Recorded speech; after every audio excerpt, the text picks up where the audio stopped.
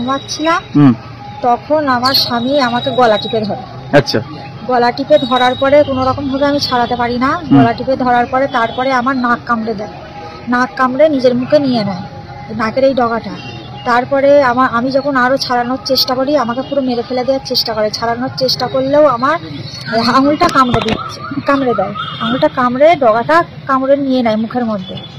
পুরো নাক কামড়ে খেয়ে নেয়? হ্যাঁ। আচ্ছা, কি কারণে এরকম করলো? আমি জানি না কি কারণে করেছে, কেননা আমি ঘুমাচ্ছি। কোনো অশান্তি ছিল? কোনো অশান্তি নেই, কোনো ঝামেলা নেই, কোনো কিছুই ছিল না। কি নাকটা ভালো লাগবে এরকম কিছু বিষয় ছিল?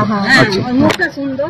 আচ্ছা, মুখটা সুন্দর। হ্যাঁ, তার জন্য ও প্রায় দিনই বলতো যে নাকটা ভালো। হ্যাঁ, নাকটা ভালো, তোর নাক মুখে অ্যাসিড ঢেলে দেবো, নাকটা হচ্ছে কি যে উপড়ে দেবো, এরকম বলতো। আমি প্রায় দিনই নেশা করে থাকলে আমার গলা টিপে ধরে মারার চেষ্টা করতো।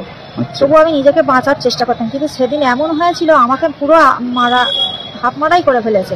আমি অনেক কষ্ট করে আবার মারা গেছিল, দুটো দরজা ভেঙে আমার মা আমাকে বাঁচিয়েছে। কোথায় বাড়ি আপনার? আমাদের বাড়ি হচ্ছে বেলপাড়া কলমবাড়ির মোড়। আপনার স্বামীর নাম কি? বাপন শেখ। অভিযোগ জানিয়েছিলেন? হ্যাঁ, অভিযোগ জানিয়েছি, ওকে পুলিশ অ্যারেস্ট করেছে, এখন আছে, এখানেই আছে, শান্তিপুর থানাতেই আছে। আপনি চাইছেন ওর সাজা হোক? আমি চাই ওর শাস্তি হোক, সাজা হোক, ও যেন জামিন নিয়ে ছাড়া না হয়। রাত্রি তখন 3টে বাজে, তখন তো রাতে সবাই ঘুমায়, যে যার ঘরে, আমিও ঘুমাই প্রতিদিনকার মতন। সেদিনকেও রাতে ঘুমিয়েছি। এবার রাত্রে আবার ঘুম ভেঙে গেছে, ঘুম ভেঙে আমি আবার ঘুম ভেঙে আবার মানুষ ঘুমায়, বাইরে থেকে এসে ঘুমাতে লাগে। আর ওর দেখি ঘর থেকে চিৎকার আসে, ও ঘর জামাই থাকে, ওর জন্য পাশাপাশি চিৎকার আসে, মা তুমি আমাকে বাঁচাও, মা তুমি আমাকে বাঁচাও। আমি যেভাবে মেয়ের গলা দিয়ে, আমি দরজা দেওয়া আছে, দরজা বলছে আমার ক্ষুধার পরিস্থিতি নেই মা, আমাকে বাপন চেপে ধরেছে, গলা টিপে ধরেছে মা। মানে ও কথা বলছে, মানে এত কষ্ট হয়েছে।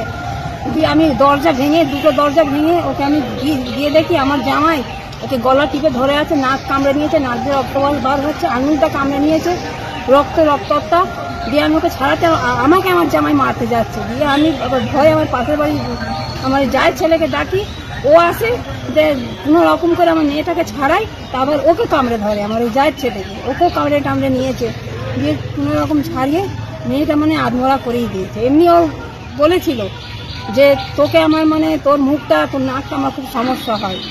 মানে আমার মেয়েটা একটু সুন্দর, আমার জামাই অতটা নয়। মানে প্রেম করলে, ভালোবাসা করলে যা হয়, কিন্তু এদের আজকে বলে নাই, 9টা বছর বিয়ে হয়েছে, এরা শুধু অশান্তি। আমি ঠেকিয়ে দিই, পাড়ার লোকে আসে ঠেকিয়ে দেয়, এই ঠেকাতে পাড়ার লোকের আমরা কৃতজ্ঞ হয়ে গেছি। তোদের সবসময় অশান্তি হয়, তুই ছেড়ে দে, ওই স্বামী নিয়ে ঘর করিস না।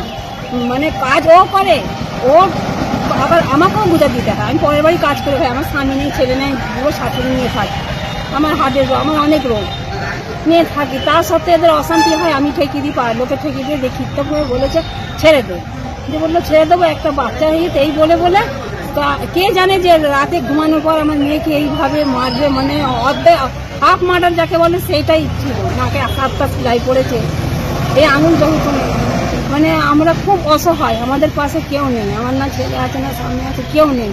একটা অসহায় কেরম করেছে, তার বিচার তো মানে করা থেকে করা শাস্তি, তাকে শাস্তি দিতে হবে, এই আমার বলা। মানে আমার বলার আমার মুখে কথাও বেরোচ্ছে। থানায় অভিযোগ করেছেন? হ্যাঁ, থানায় অভিযোগ করেছেন? হ্যাঁ, অভিযোগ করেছি, ওকে এখন ধরে এনেছে, কিন্তু এখন ওকে ছাড়ানোর জন্য সবাই ব্যতিব্যস্ত হচ্ছে। মানে ওর মা, ওর বোনরা এমন ক্রিটিক্যাল, ওরা মানে ওরা এত ঝগড়া করতে পারে, এত বানাতে পারে, মা বোন ওরা, মানে ওদের মানে ধারণা নেই। ওর ননদ কতবার ওকে মেরেছে, মা ও মানে শাশুড়ি ওকে মেরেছে, তাও আমরা বলেছি ঘর কর।